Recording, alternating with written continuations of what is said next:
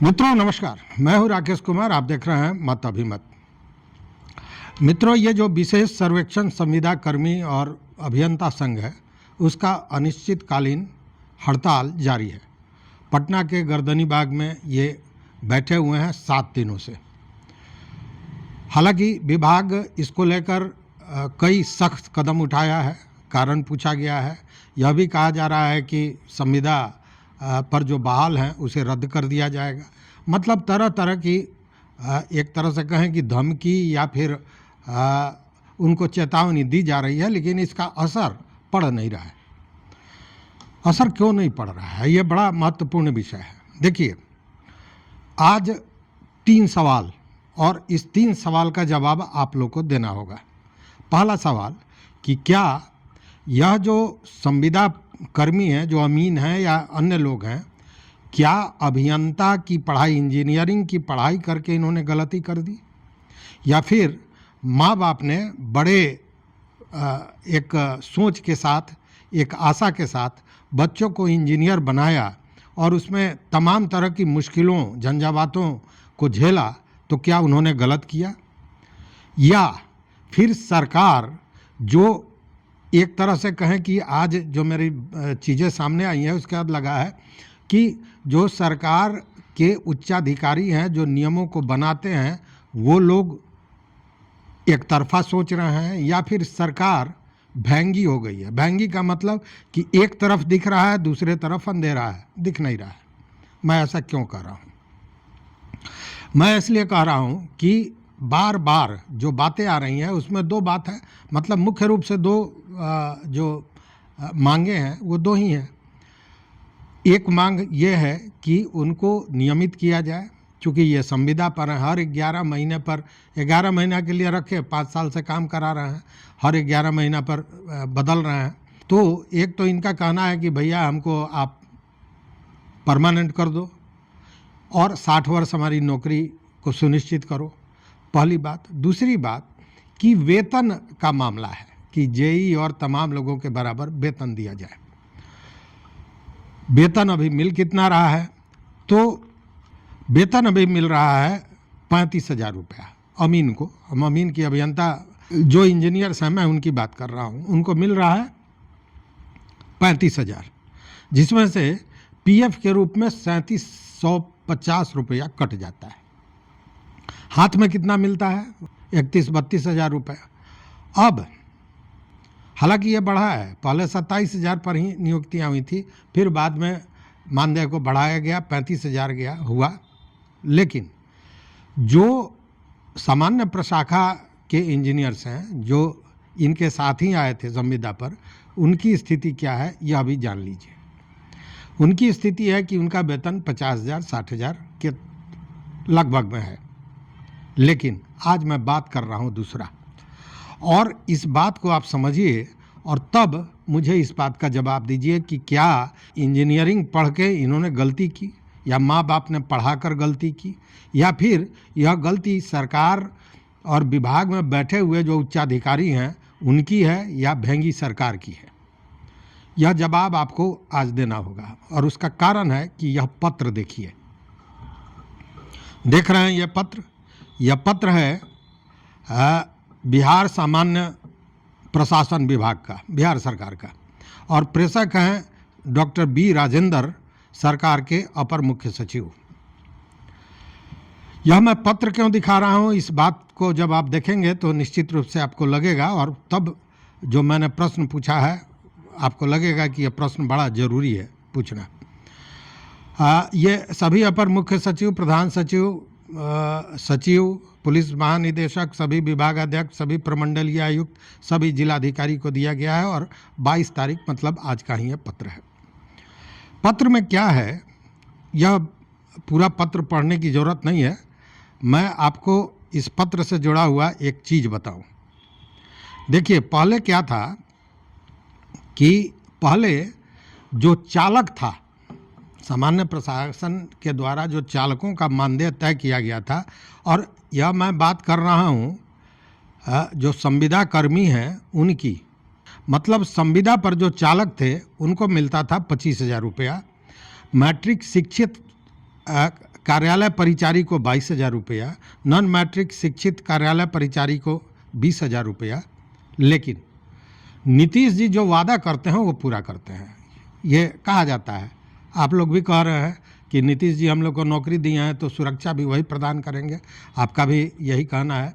साथ में हमारी कई लोगों से बात हुई, सारे लोगों का ये कहना है कि दीपक सर मतलब एसीएस राजस्व एवं भूमि सुधार विभाग, वह बड़े पॉजिटिव लोग हैं, वो ज़रूर सोचेंगे। मतलब ये सारी चीज़ों के बावजूद भी एक आशा बंधा हुआ है नीतीश कुमार से और उनके विभाग के लोगों से, खासकर दीपक कुमार सिंह से।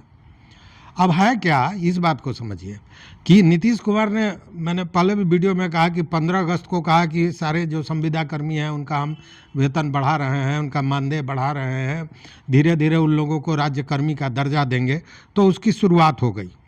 और इस पत्र में देखिए, ये पत्र मेरे पास आया है, पत्र कितना सही है कितना गलत है ये मैं नहीं बता सकता हूँ, इसलिए कि बिहार सरकार में गलत पत्र भी चलता है। शिक्षा विभाग में ऐसे कई पत्रों का खुलासा हुआ था, आपको याद होगा।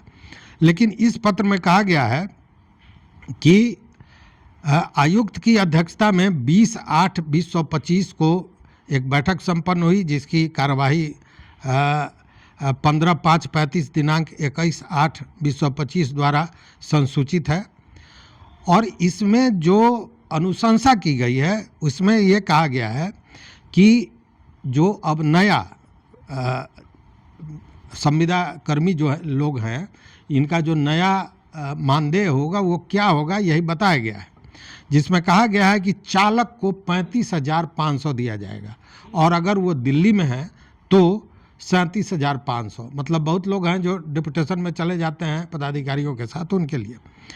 मैट्रिक शिक्षित कार्यालय परिचारी का वेतन 32,500, नॉन मैट्रिक शिक्षित कार्यकारी परिचारी का मानदेय 28,500, आशु लिपिक आशु टंकक का 45,500 और निम्न वर्गीय लिपिक का 35,500।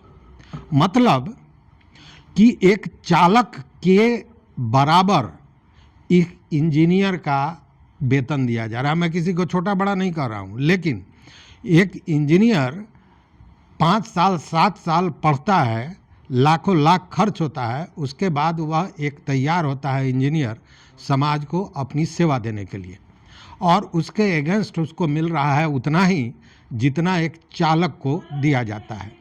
या दूसरे भाषा में कहे कि एक आशु टंकक जो 6 महीने के ट्रेनिंग के बाद वो आशु टंकक बन जाता है, आशु लिपिक बनता है, उसे दिया जा रहा है 45,500। और ये जो इंजीनियर हैं, जो ठीक है संविदा पर हैं, अमानत का काम कर रहे हैं, काम कोई छोटा बड़ा नहीं होता है, लेकिन इनको दिया जा रहा है 35,000। और यह लोग बैठे हुए हैं हड़ताल पर 7 दिनों से, सरकार नहीं सुन रही है। सरकार सुन किसकी रही है? जो मांग नहीं रहा है। जबकि हम लोगों ने कहावत सुना है कि माँ भी उसी बच्चे को दूध पिलाती है जो रोता है, और माँ को समझ में आता है कि इसे भूख लगी है। तो यहाँ तो नीतीश कुमार को बजाते ये कह रहे हैं कि नीतीश कुमार अभिभावक हैं, उन्होंने नौकरी दी है, वही हमें सुरक्षित भी करेंगे। कहने का मतलब कि जो रो रहा है, ये लोग 7 दिनों से बैठे हैं, इनकी सुनवाई कुछ नहीं, उल्टे जैसे बच्चा रोता है और माँ खिजी रहती है तो थप्पड़ चला देती है, उसी तरह इनको धमकी दी जा रही है। लेकिन वेतन कितना दिया जा रहा है? तो एक चालक के बराबर 35,000 चालक को भी मिलता है, उसे 35,500 मिल रहा है, इन्हें तो 35,000 ही मिल रहा है, 500 कम ही मिल रहा है। और आशु लिपिक की बात करें तो 45,500, इनको मिल रहा है 35,000, उसमें भी पीएफ कट रहा है। तो अब मेरा जो प्रश्न है उसका जवाब मुझे चाहिए। जवाब ये कि क्या इन्होंने इंजीनियरिंग पढ़ के गलती की, या फिर इनके माता पिता ने तमाम झंझावातों से गुजर कर, तमाम परेशानियां देख, बहुत लोगों ने ज़मीन बेचा है, घर का गहना बेचा है, उसके बाद बच्चे को इंजीनियर बनाया है। क्या उन्होंने गलत किया अपने बच्चे को इंजीनियर बना के? उन्होंने तो इंजीनियर बनाया था कि इनका भविष्य बेहतर होगा, बेहतर काम कर पाएंगे, बेहतर काम कर पाएंगे, समाज को अपनी सेवा दे पाएंगे। लेकिन यह सेवा तो उल्टा पड़ रहा है। इनकी जो स्थिति बनी हुई है वो आप देख रहे हैं।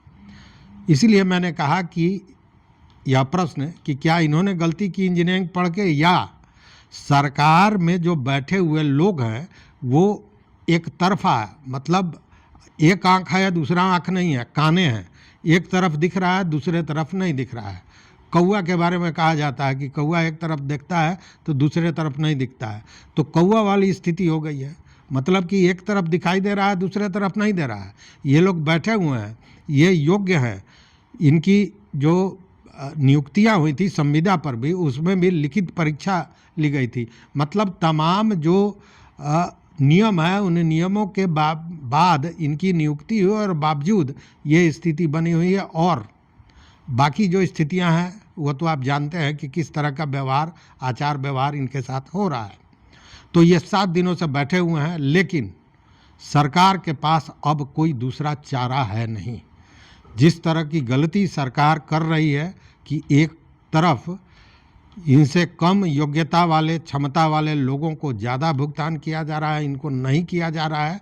अब इसके पीछे कारण क्या है नहीं जानते हैं, जबकि इनके हाथों में वो काम है सर्वेक्षण का, सर्वे का, जो पूरे बिहार की दशा दिशा बदल सकती है। तो क्या एक प्रश्न उठता है कि सरकार नहीं चाहती है कि बिहार का विकास हो? क्या कारण है? मेरे छोड़े गए प्रश्नों का जवाब जरूर दीजिएगा, मुझे चाहिए। तो इस वीडियो में बस इतना ही। देखते रहिए मत अभिमत। मित्रों, चैनल पर नए हो तो सब्सक्राइब कीजिए, लाइक कीजिए, दोस्तों के साथ शेयर कीजिए और अपना विचार जरूर दीजिए। बहुत बहुत धन्यवाद। कोटिशः आभार।